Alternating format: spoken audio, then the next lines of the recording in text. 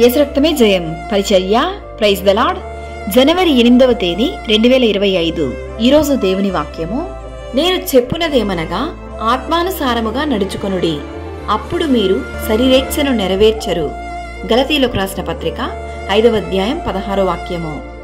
మనము ఆత్మను అనుసరించి జీవించు వారమైతిమా, ఆత్మను అనుసరించి క్రమముగా నడుచుకొందుము.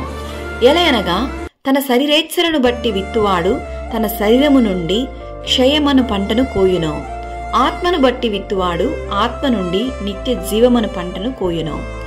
రక్షణయను శిరస్రావణమును దేవుని వాక్యమును ఆత్మ ఖడ్గమును ధరించుకొనుడి.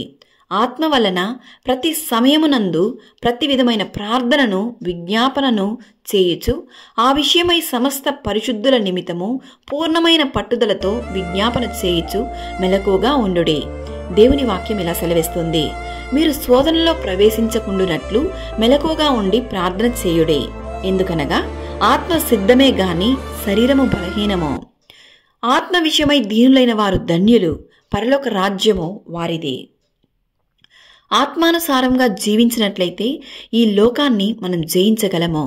ఈ లోకంలో ఏదీ శాశ్వతం కాదు. ఈ లోక ఇచ్ఛలను జయించాలంటే ఆత్మీయంగా మనం బలపడాలి. ఆత్మీయంగా బలపడితేనే శరీరేచ్ఛల నుండి మీరు జయించగలరు. ఆత్మీయ జీవితంలో బలపడే కృపను దేవుడు మనందరికీ అత్యధికముగా దయచేయునుగాక. ప్రభు అయిన యేసుక్రీస్తు కృప మనకు తోడయుండి మనందరినీ నడిపించునుగాక. ఆమేన్. God bless you.